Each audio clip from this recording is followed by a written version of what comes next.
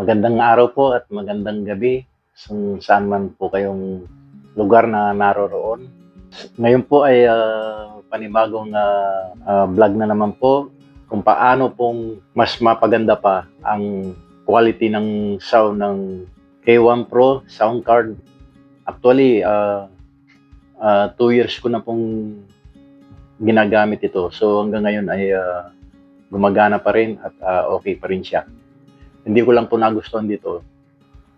Kapag ginagamit mo siya ay madalas ay mas nangingibabaw, naririnig yung kanyang mga hissing sound. At parang nakukulangan ako sa kanyang halimbawa ay tinitimplahan nyo yung treble, yung bass, yung mid. So kahit sagad na siya, parang nakukulangan ako sa kanyang sound quality. Gumamit ako ng Yamaha 7-channel mixer. Actually, kahit po 2-channel lang, pwede na. Pwede nyo na pong gamitin para i-combine nyo rito sa sound card. Mas lalong mag-i-boost ninyo ang kanyang sound quality dito sa sound card. Pag gumamit po kayo ng any kind of mixer. Tunghayan na po natin.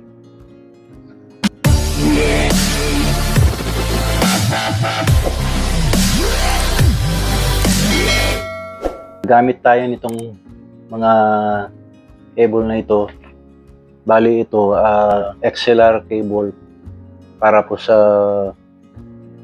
dynamic man or condenser microphone. Ito po ay XLR female to male. Yan po. Ito po yung male at ito naman yung female.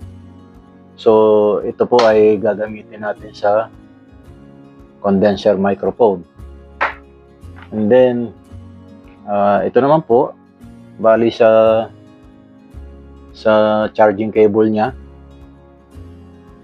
So, kung wala nang charge ito, ay gagamitin natin siya ng charging cable.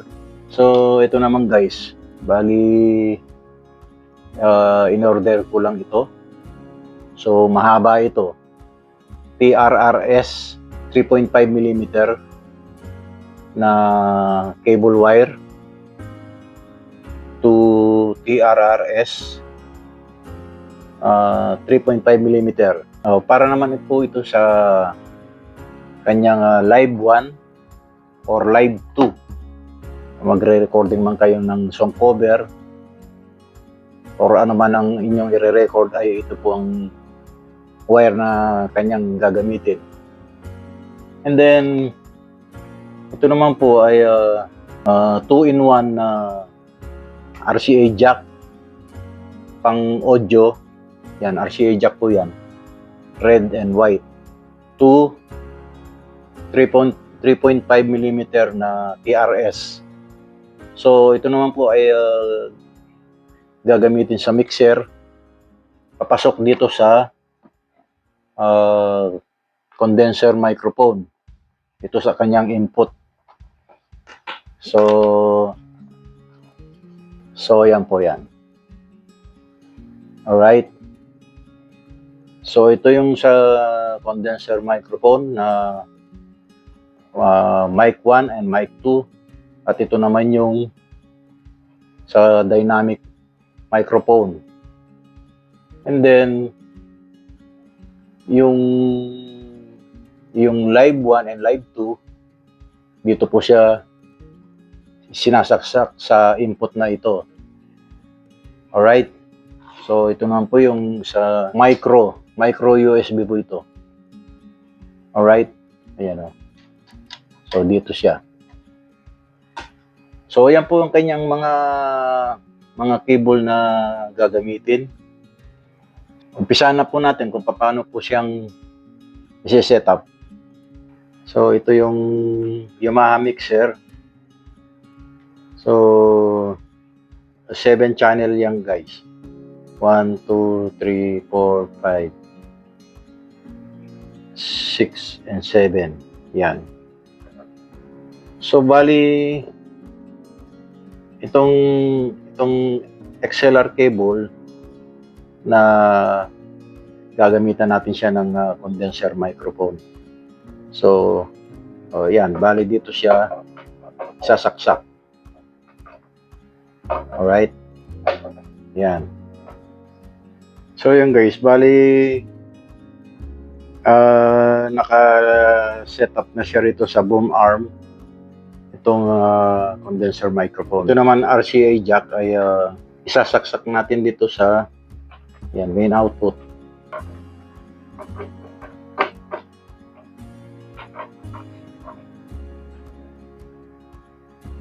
Yan, coding color lang naman yan guys. Yan, kung sa white, sa red, yan. So, yan guys. So, ang dulo nito ay 3.5 mm na yan, TRS. Yan, kung nakikita nyo guys, yan. So yan guys, itong TRS ay dito natin isasaksak sa pwedeng sa mic 1, pwedeng sa mic 2. Yan. Ito naman guys, itong 3.5 mm na TRRS na cable ay dito siya sa yan, dito sa live 1 or live 2, kahit saan dyan pwede. So yan. Bali ito, isasaksak natin dyan sa cellphone na yan, para ma-record yung kung magla-live streaming ka, mare-record dyan, or kung song cover ka man, o ano man ang yung gagawin. So ito yung papunta ito dito sa mixer. Ayan guys, yan. Dito sa mixer. So, yan lang naman. At may isa pa pala tayong gagamitin para dito sa monitor or headphone. So, magsasaksak tayo dito ng headphone para ma-monitor natin sa ating ears kung tama na yung timpla ng itong mixer at ng itong sound card, kung paano mo siya titimplahin. Alright? Para meron kang pang-monitor, para matimpla-timpla mo siya. So, ito na nga guys. Meron akong headset dito. Yan. Dito naman natin yan ilalagay. Dito.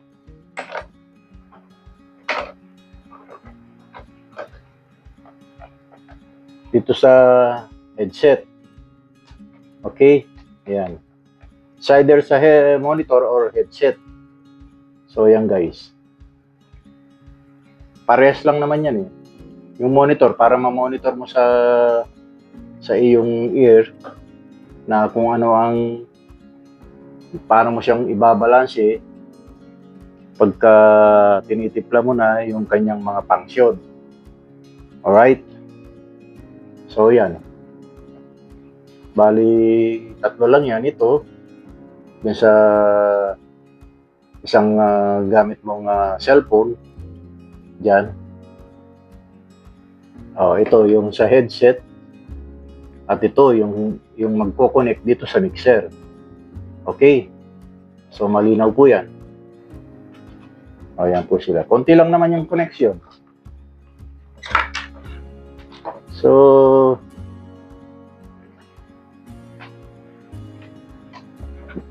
itong sa condenser microphone, ayan, itong condenser microphone, bali naka-input na siya rito. So, itong main output, yan, itong main output, siya yung didiretso dito sa, yan, dito sa sound card. Bali, ito yung mic. Kumbaga, papasok yung condenser microphone mo dito sa mixer. Yan, papasok dyan. At lalabas naman dito sa main output. And then, papasok siya dito sa sound card. Ngayon, ang mangyayari ngayon dyan, pwede mo siyang, itong sound card, pwede mong timplahin itong treble, middle, low, o maliban dito, itong tatlo na to, at itong mic volume niya. Alright? Pero, ang maganda niyan, ang magpapaboost ng sound card mo ay itong mixer. Kasi dito, kung wala kang mixer, ito lang yung gamit mo. So, yung hindi mo na maibuboost yung quality, yung lakas ng sound, at yung clarity. So, pag may mixer ka, mas gaganda yung clarity ng sound card. Alright? So, maganda siyang combination. Kasi, kung ito lang naman mixer, wala naman itong mga special effects. Kung, di ba, itong sound card, maraming special effects. So, itong mixer, wala siya. So, ang mangyayari niyan, itong mixer ang magpapalakas ng sound card. Ibuboost niya yung quality ng sound. And then, at the same time, pagka nagla-live streaming ka, matitimpla mo na maganda yung quality ng sound mo. At the same time, yung mga special effects niya, dito ka napipindot sa sound card. So, sabay yan pumapasok dyan sa cellphone. Yan, sa recording mo. Dyan mo na nare-record. Okay. Umpisan na po natin. Guys, bali, dagdag ko lang po. Bali, itong mixer, kumbaga, nung binili ko ito, ay 7 channel siya. So, pag 7 channel siya, medyo mapapamahal ang pagbili mo ng mixer. So, kahit wala na ito, kahit 2 channel lang, isang pang microphone, yan, nakita ko. Yan, isang pang microphone at isang pang instrumental. Halimbawa, may gitara ka, yan, dito mo isaksak yung sa gitara mo, or dito. So, yan, kahit 2 channel lang yan, wala na ito. Yan, wala na yan. 2 channel lang. Pwede mo na siyang gamitin dito sa sound card mo. Ang importante, meron kang ito, gaya ng mixer, na magpapaboost ng iyong sound card. Alright? So, yun lang po. At least yung kahit 2 channel lang, magkano mo lang mabibili yan? Meron more than 500 or mahigit 600. So, kasi itong malaki, dahil 7 channel to, hindi ko naman nagagamit itong 3, 2, 3, 4, 5, 6, 7. Hindi ko naman nagagamit madalas. So, mapapamahal ka lang pag bumili ka ng malaki. So, kahit 2 channel lang, pwede na. Or 3 channel. Pwede na yun. At least, mura mo lang mabibili yung mixer mo. Para lang tambos mo sa sound card. Bago natin iyon ang power supply niya, siguraduhin lang natin na nakababa itong kanyang mga volume para maiwasan natin na magkaroon ng malfunction itong mixer at ang sound card. Maiwasan natin na pwedeng masira. Nakababa muna ang kanyang mga volume. Mamaya na lang natin titimplahin dun sa magandang pagkakatimpla. Alright. So, open na natin. So, yan guys. Naka-open na ito. Open na rin natin itong sound card. So, yan. So, meron siyang LED. So, yan. Yung LED niya pwedeng tanggalin ang kanyang ilaw at pwedeng lakasan. Try natin kung paano natin siyang mapapaganda. Okay. Ang sound na yan ay direct yan dyan sa cellphone. Yung built-in na microphone ng cellphone.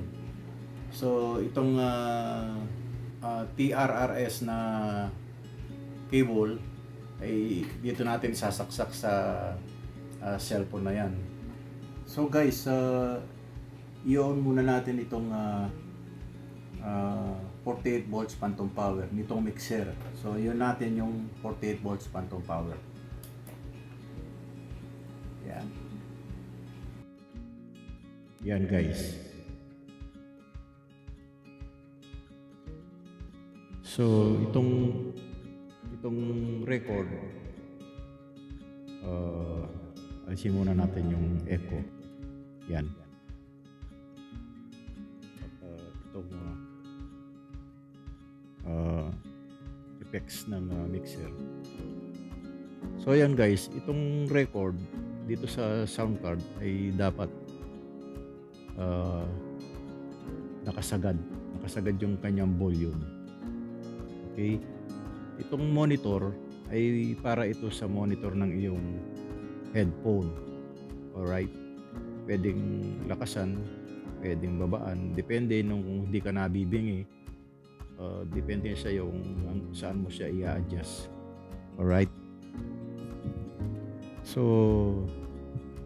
itong volume, yan.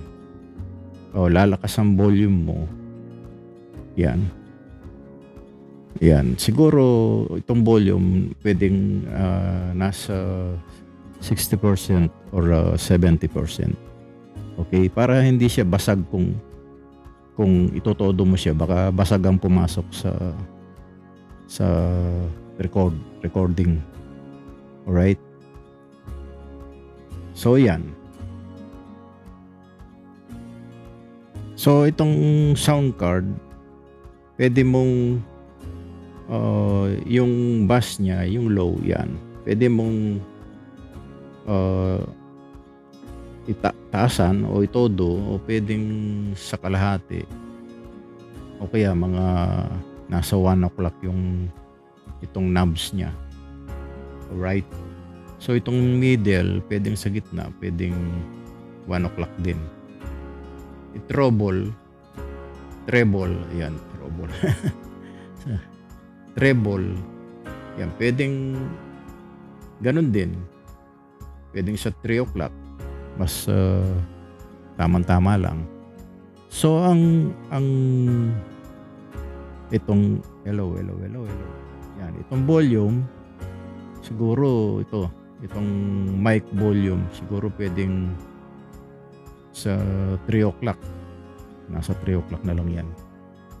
So, dito sa mixer, yan. Etong, bali itong, nakasaksak itong condenser microphone na XLR cable dito sa channel 1. Alright? Sa channel 1, bali, ito lang ang ginagamit natin na kanyang mga equalizer. Itong mid, treble, low, ito yung bass eh. So itong auxiliary, hindi naman natin kailangan itong auxiliary. Itong channel 2, 3, 4, 5, 6, and 7, hindi na po kailangan i-adjust ang kanyang mga knobs. Alright?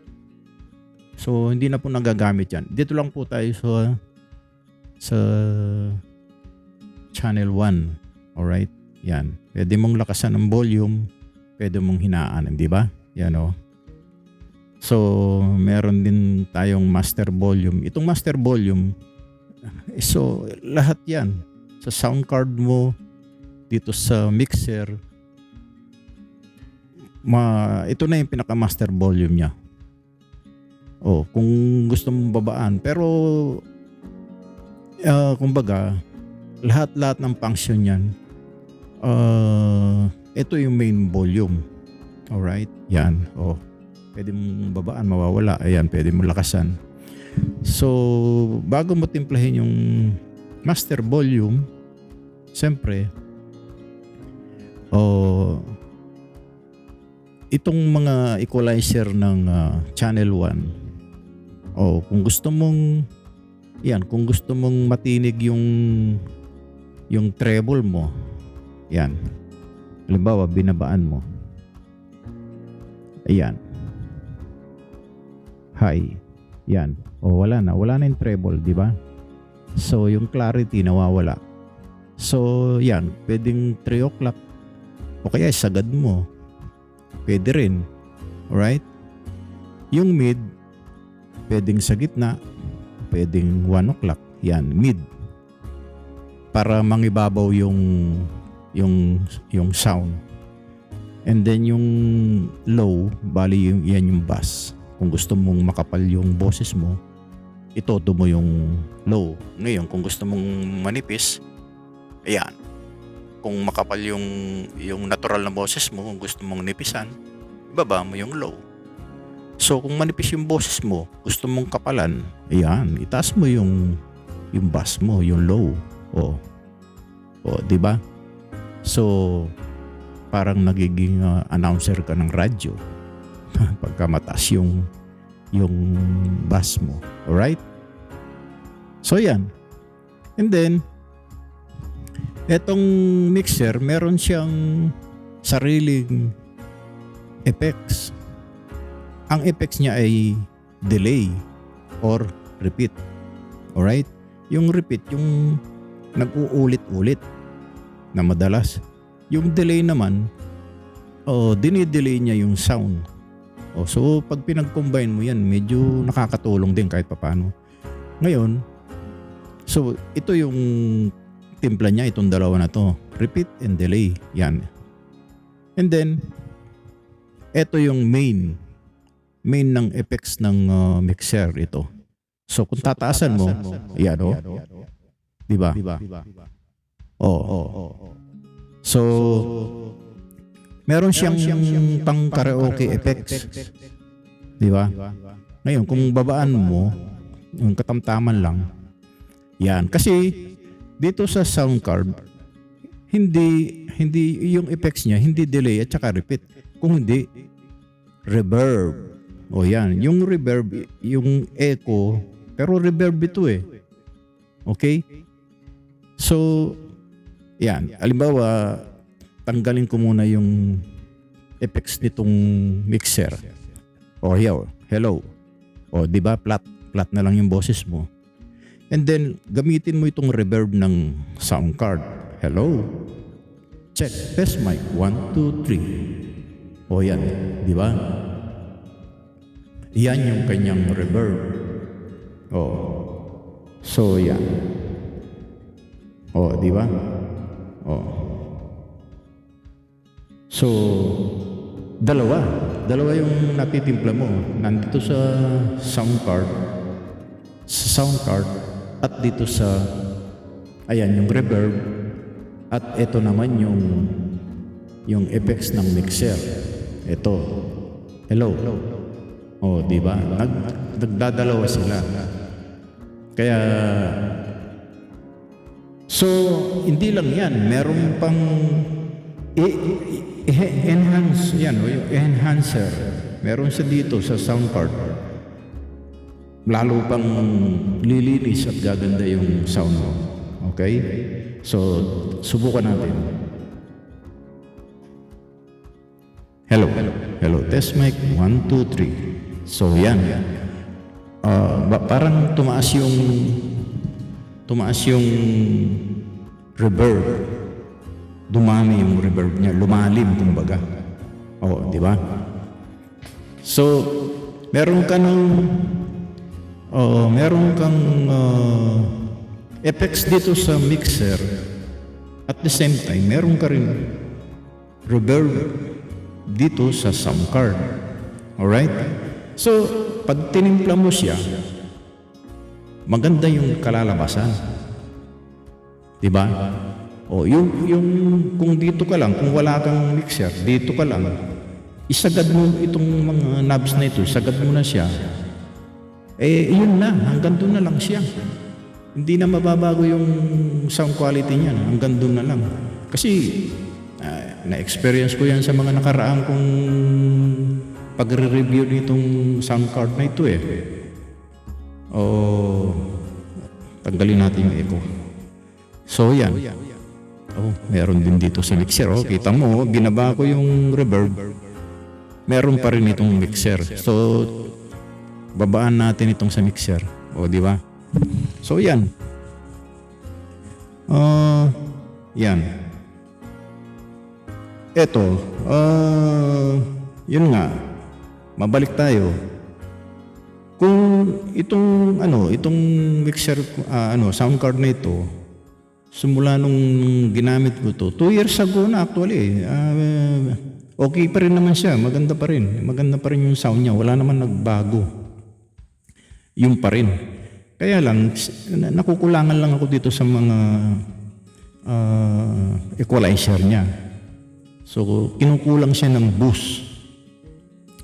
So, sinubukan ko. May mixer naman ako. Ginagamit ko itong mixer doon sa speaker ko. Pag may party-party, ginagamitan ko siya ng mixer para mapalakas ko yung sound ng amplifier ko sa speaker. Alright? Pero itong setup na ito, pang lang ito, pang live streaming, podcasting, or kaya gumagawa ka ng mga sound cover. So, dito pa lang, mapapaganda mo na yung quality ng sound mo. Mapapasarap patuloy yung pagkanta-kanta mo. Di ba? Yun. So, yan ang technique dyan. So, lahat yan, natitimpla mo eh. Naibubus mo yung quality nitong sound card. Kasi kung ito lang ang gamit mo, pag tinodo mo na yung mga knobs na yan, ang naririnig ko, hissing sound eh. Nangingibabaw yung hissing sound. So, parang napapangitan ako. Pero bakit ngayon? Wala akong naririnig na hissing sound ngayon eh. Kasi, ang technique po doon, kasi, hiniwalay po natin yung microphone, yung condenser microphone. Nakahiwalay siya dito sa mixer. Pero kung dito na lahat, sama-sama, nandito yung it's either na dynamic microphone ka or condenser microphone. Dito, kumbaga, nagsasama-sama na yung kanyang mga materials. So, hindi maganda yung lumalabas na sound. Pero pag nakahiwalay, ito, gaya nito, parang gumanda nga yung quality ng sound card mo. Ang nagdadala, yung mixer. So, yan ang kalalabasan niya, guys. So, itong sound card pala, kung solo mo lang siyang gagamitin, hindi mo gagamitan ng mixer. So, gagamit ka rin ng 48 volts phantom power. So, lang yun eh, ganyang kaliit lang yun eh. Hiwalay yun para magamit mo yung condenser microphone mo. Alright. Kaya lang, siyempre, nagsasama-sama na lahat dito yung kanyang mga materials. So, kaya nga doon mo mararanasan, may experience yung hissing sound na sumasama sa pagsalita mo sa microphone. Alright? Pero ngayon malinis. Kayo na pong humusga kung talagang malinis yung pumapasok sa cellphone, dyan sa recording. May electric fan po ako dito sa gawing kaliwa ko. Malakas yung electric fan ko. Kasi nga po, mainit yung panahon eh. So, hindi ko masyadong dinig dito sa headphone ko. So, yun ang kinaganda niya na po. So, ganun lang po. Timpla-timplahin nyo lang po. Kung gusto nyo lagyan ng reverb. Yan. So, ayan po, no? So, ito. So, nakatimpla na yung kanyang sound. Dito sa mixer, yung treble ko nilagay ko sa dito sa 5 o'clock eh, nakatodo eh. Yung mid sa 1 o'clock. Yung bass nasa todo rin, pero pwede mong bawasan sa 3 o'clock, pwede yan. Para mabawasan yung bass mo. Kaya lang ako parang more on ano ako eh, parang nasa treble yung boses ko eh. Kaya tinataasan ko yung bass ko eh, yung low. Hello, check mic, 1, 2, 3, yung ganun. Pero okay lang, parang tamang-tama lang doon sa 3 o'clock. Lalong-lalo na po, magandang gamitin itong dalawa na to sa mga occasion. O yan, pwede pang videoke din. Pwede kang maglagay ng mga halimbawa, may nagko-comedy diyan sa harapan ng stage. So, halimbawa, nakakatuwa yung pinag-uusapan nila. So, ayan. Itataas mo lang itong special effects. Yan, no? Yan. Di ba? So, yan. Nakakatuwa yung pinag-uusapan nila. May dadagdag mo na yan. Tapos, mayroong mga bisitang pandangal na pumanik sa entablado. So, pasalubungan natin ng masibagong palakpakan ng ating pong kagalang-galang na bisita. Di ba? Yeah. And then, kung gusto mo magpasalamat. Thank you po!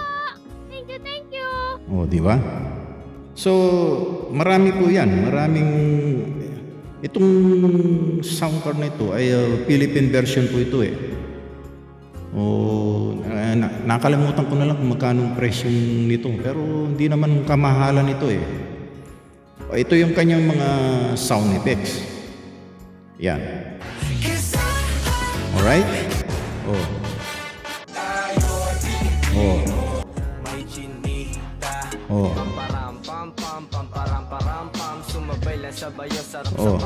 Taas mo yung monitor. Nagawa namin ito habang bilog din ang buwan. Ikaw ang binibini na ninanais ko. Alright. Magandang dilag. Di ba?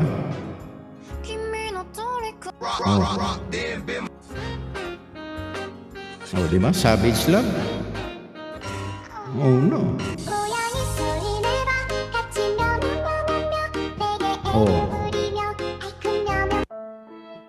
Yan. Halimbawa, may eksena ng drama. Yan. Tapos, nasa kabundukan ka. Di ba? Ang dami eh. Yan. Parang comedy din yun eh. Tapos, kumanta ng magandang awitin yung bisita sa nag-videoke siya. Di ba? Yan. Palakpakan yung mga bata.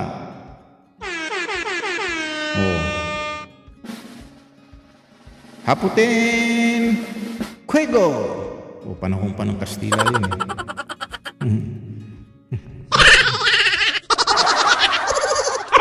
So, yan. Halimbawa, nagkakamera ka, nagsushooting kayo, ano man.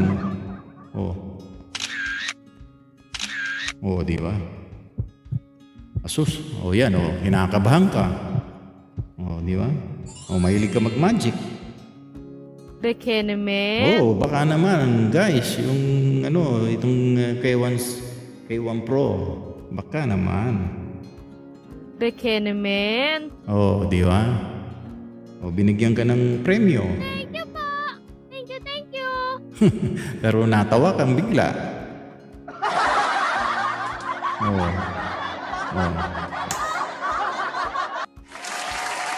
Yan, palakpakan natin. Di ba? Marami siyang function. Itong K1 Pro sound card, maraming function. At meron pang ang maganda rito, meron pa siyang 4 na customize. Yan, itong pinaka sa ilalim dito. may customize siya, no? Teka. Yan. Gumawa na ako ng sarili kong customize dito na sound effects. Ito.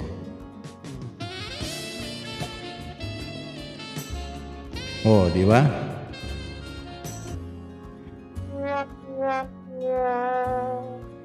Di ba? Ito pa isa.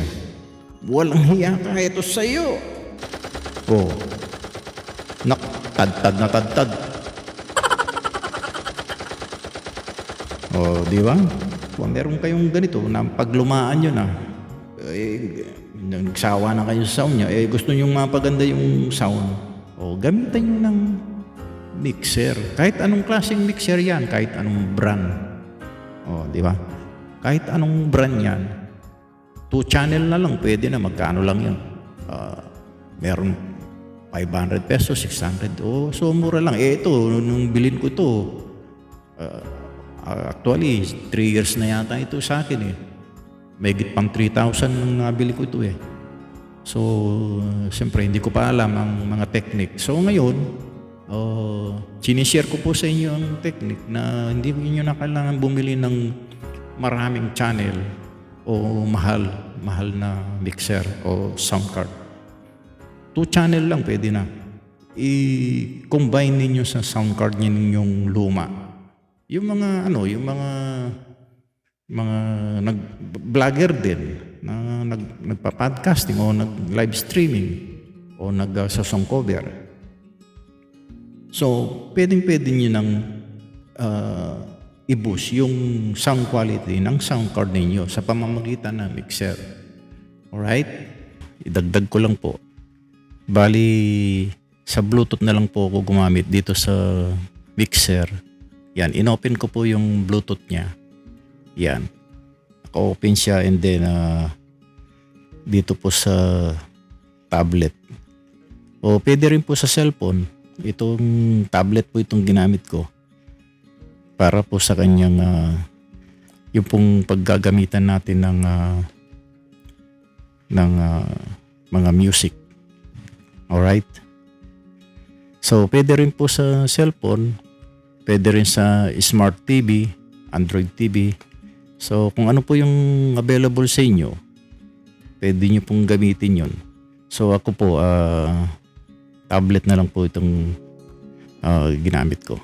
Alright? Sample lang natin ng konting music. I've been alive forever, and I wrote the very first song. I put the words and the melodies together. I am music and I write the song. So yan guys, hanggang dito na lang po at sana po ay meron po kayong mga napulot sa akin pong vlog na mga ideas at mga tips kung paano gamitin ang mixer at sound card at kung paano mapapaganda pa ang ating pong sound card. Kung nagustuhan nyo itong aking pong content video ngayon ay please paki-like and subscribe and paki-click na rin po yung notification bell para po lagi po kayong updated sa mga content video para po ma-share ko po sa inyo. Alright? Maraming salamat po. Bye-bye!